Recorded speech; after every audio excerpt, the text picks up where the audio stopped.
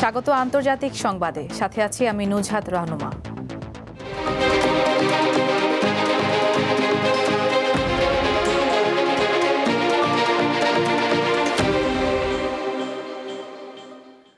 অবশেষে এক দশক পর আন্তর্জাতিক বিচার আদালতে শুরু হতে যাচ্ছে মিয়ানমারের ধর্মীয় সংখ্যালঘু জনগোষ্ঠী রোহিঙ্গা গণহত্যা মামলার বিচার। নেদারল্যান্ডসের হেগ শহরে স্থানীয় সময় সোমবার সকাল 10টায় শুনানি শুরুর কথা রয়েছে, যা চলবে আগামী 29 জানুয়ারি পর্যন্ত। রয়টার্স জানায় এক দশকেরও বেশি সময়ের মধ্যে এটি হবে জাতিসংঘের সর্বোচ্চ আদালতে প্রথম গণহত্যা মামলার পূর্ণাঙ্গ শুনানি। 2017 সালে মিয়ানমারের সেনাবাহিনীর গণহত্যা ও সামরিক অভিযানের মুখে 10 লাখের বেশি রোহিঙ্গা পালিয়ে বাংলাদেশে আশ্রয় নেয়। সে সময় জাতিসংঘ এই ঘটনার তদন্ত করে প্রতিবেদনে সেনাবাহিনীর অভিযানকে গণহত্যামূলক তৎপরতা বলে উল্লেখ করে। পরবর্তীতে 2019 সালে আন্তর্জাতিক বিচার আদালতে মিয়ানমারের বিরুদ্ধে রোহিঙ্গা গণহত্যার মামলা করে আফ্রিকার দেশ গাম্বিয়া। সেই মামলারই শুনানি শুরু হচ্ছে অবশেষে।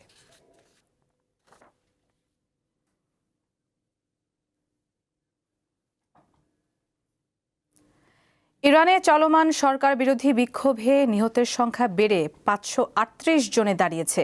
যুক্তরাষ্ট্রভিত্তিক মানবাধিকার সংগঠন HRAN এর দেয়া তথ্য প্রকাশ করেছে বার্তা সংস্থা রয়টার্স।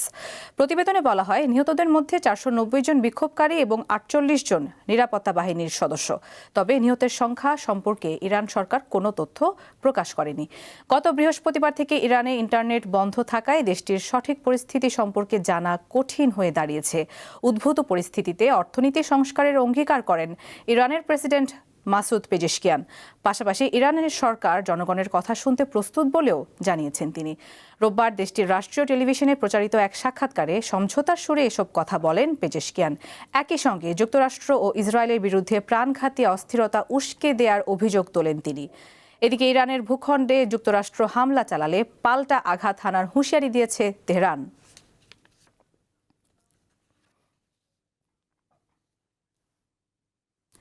কিউবাকে দ্রুত ওয়াশিংটনের সঙ্গে চুক্তি করতে হবে, অন্যথায় পরিণতি ভোগ করতে হবে বলে হুঁশিয়ারি দিয়েছেন যুক্তরাষ্ট্রের প্রেসিডেন্ট ডোনাল্ড ট্রাম্প।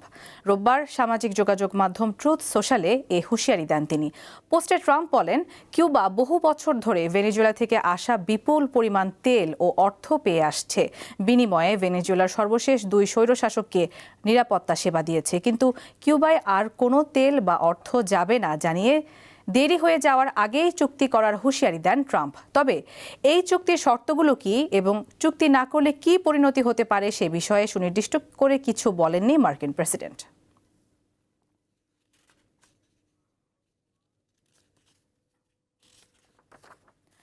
দ্বিতীয় মেয়াদে ক্ষমতায় এসে যুদ্ধ থামানোর বার্তা দিয়েছিলেন মার্কিন প্রেসিডেন্ট ডোনাল্ড ট্রাম্প। এমনকি নোবেল পুরস্কারের জন্য তার চেয়ে যোগ্য মানুষ আর কেউ নেই বলেও বিশ্বাস করেন তিনি।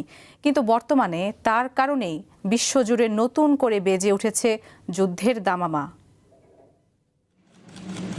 ভেনেজুয়েলায় হামলা চালিয়ে দেশটির প্রেসিডেন্টকে তার স্ত্রীসহ তুলে নেয়ার পর মাদকের নামে কলম্বিয়া ও মেক্সিকোয় আক্রমণের হুমকি দিচ্ছেন। ইরানেও সামরিক হামলার হুমকি দিয়েছেন। ডেনমার্ক অধিকৃত গ্রিনল্যান্ড যে কোনো উপায়ে দখলের হুঁশিয়ারি দিয়েছেন। তার কারণেই বিশ্বজুড়ে নতুন করে বেজে উঠেছে যুদ্ধের দামামা। তবু তিনি নোবেল শান্তি পুরস্কার চান।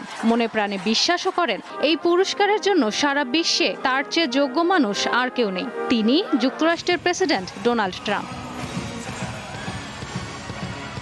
মার্কিন এই প্রেসিডেন্ট নতুন বছর শুরু করেছেন নতুন এক যুদ্ধ দিয়ে। 3 জানুয়ারি ভেনেজুয়েলায় হামলা চালিয়ে প্রেসিডেন্ট নিকোলাস মাদুরো এবং তার স্ত্রীকে গ্রেপ্তার করে নিউ ইয়র্কে নিয়ে যায় মার্কিন বাহিনী। এর আগে বড়দিনের দিন নাইজেরিয়া ও সোমালিয়ায় বিমান হামলার অনুমোদন দেন ট্রাম্প। একই দিনে ভেনেজুয়েলার ওপর একটি CIA ড্রোন হামলা চালানো হয়। অর্থাৎ মুখে শান্তি চাইলেও নতুন বছরে যুদ্ধের খেলায় মেতেছেন ট্রাম্প। কলম্বিয়ার প্রেসিডেন্ট গুস্তাভো পেত্রোকে মাদুরোর মতো পরিণতির হুমকি দিয়েছেন। একই সঙ্গে বলেছেন, কিউবার সরকারও শিগগিরই পতনের মুখে পড়তে পারে। এমনকি খুব শীঘ্রই মেক্সিকোতে স্থল অভিযানের ইঙ্গিত দিয়েছেন ট্রাম্প। ইরানে বিক্ষোভ শুরু হওয়ার পর থেকেই দেশটিতে বারবার হামলার হুমকি দিচ্ছেন ট্রাম্প, কখনো পারমাণবিক কর্মসূচির অজুহাতে, আবার কখনো বিক্ষোভকারীদের মৃত্যু নিয়ে ইরানের সামরিক হামলার হুমকি দিয়েই যাচ্ছেন তিনি। ওয়াশিংটনের সঙ্গে কারাকাস ও তেহরানের উত্তেজনার উৎস ও গতি প্রকৃতি ভিন্ন, তবে বিশ্লেষকদের মতে মাদুরোর বিরুদ্ধে ট্রাম্পের পদক্ষেপ ইরানের সঙ্গেও যুদ্ধের সংখ্যা বাড়িয়েছে। নিরাপত্তার অজুহাতে যে কোনো উপায়ে আর্কটিক অঞ্চলে অবস্থিত বিশ্বের সবচেয়ে বড় দ্বীপ গ্রিনল্যান্ড দখল করতে চান মার্কিন প্রেসিডেন্ট। এজন্য সামরিক অভিযান সহ নানা রকম পদক্ষেপ নেওয়ার কথাও জানিয়েছেন তিনি। যুক্তরাষ্ট্র গ্রিনল্যান্ডের মালিকানা না নিলে রাশিয়া ও চীন সেটি দখলে নিতে পারে বলেও অভিযোগ তুলেছেন তিনি। তবে গ্রিনল্যান্ডে সামরিক অভিযান চালালে ন্যাটো জোটের সাথে সম্পর্ক শেষ হয়ে যেতে পারে যুক্তরাষ্ট্রের। ট্রাম্পের দাবি, দ্বিতীয় মেয়াদে তিনি মোট 8টি বড় যুদ্ধ থামিয়েছেন। তার মতে এসব যুদ্ধের কিছু চলছিল 3 দশকেরও বেশি সময় ধরে, আবার কিছু যুদ্ধ শুরু হতে যাচ্ছিল, যেমন ভারত ও পাকিস্তানের মধ্যে। 2024 সালে তিনি বলেছিলেন যুদ্ধ শুরু নয়, থামাবেন তিনি, কিন্তু বাস্তবতা ভিন্ন। ইশরাত সুমা, দীপ্ত বার্তা কক্ষ। ফিলিস্তিনিদের জোরপূর্বক বাস্তুচ্যুত করে সোমালিল্যান্ডে পাঠিয়ে দেওয়ার পরিকল্পনা করছে ইসরায়েল। আল জাজিরাকে শনিবার দেয়া এক সাক্ষাৎকারে এমন অভিযোগ করেন সোমালিয়ার প্রতিরক্ষা মন্ত্রী আহমেদ মোয়ালিম ফিকি। তিনি দাবি করেন, ফিলিস্তিনিদের সোমালিল্যান্ডে স্থানান্তরের ইসরায়েল একটি নীলনকশা তৈরি করেছে বলে তাদের কাছে নিশ্চিত তথ্য আছে। কথিত এই পরিকল্পনাকে আন্তর্জাতিক আইনের গুরুতর লঙ্ঘন হিসেবে আখ্যায়িত করেন ফিকি।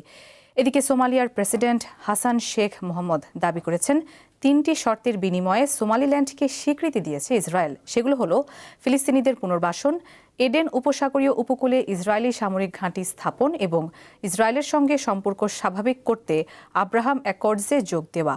তবে সোমালিল্যান্ড কর্তৃপক্ষ ফিলিস্তিনিদের পুনর্বাসনের বিষয়টি অস্বীকার করলেও সামরিক ঘাঁটি স্থাপনের সম্ভাবনা সরাসরি নাকচ করেনি।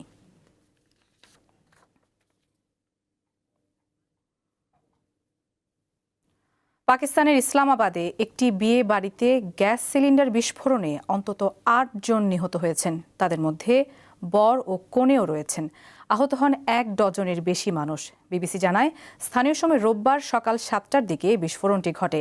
বরের বাবা জানান, শনিবার রাতে বিয়ের অনুষ্ঠান শেষে বাড়িটিতে নবদম্পতি, পরিবারের সদস্য এবং অতিথিরা ঘুমাচ্ছিলেন। এ সময় বিস্ফোরণ হয় এবং ঘুমন্ত মানুষের ওপর ছাদ ধসে পড়ে এই হতাহতের ঘটনা ঘটে। জরুরি কর্মীরা জানান, লিকেজ থেকে সিলিন্ডারটির বিস্ফোরণ ঘটে। কর্মকর্তাদের মতে বিস্ফোরণে আশপাশের অন্তত 3টি বাড়ি ক্ষতিগ্রস্ত হয়েছে। দর্শক, এই ছিল আন্তর্জাতিক সংবাদে। এরপর দুপুর 2টায় দীপ্ত সংবাদ দেখার আমন্ত্রণ। ধন্যবাদ সবাইকে।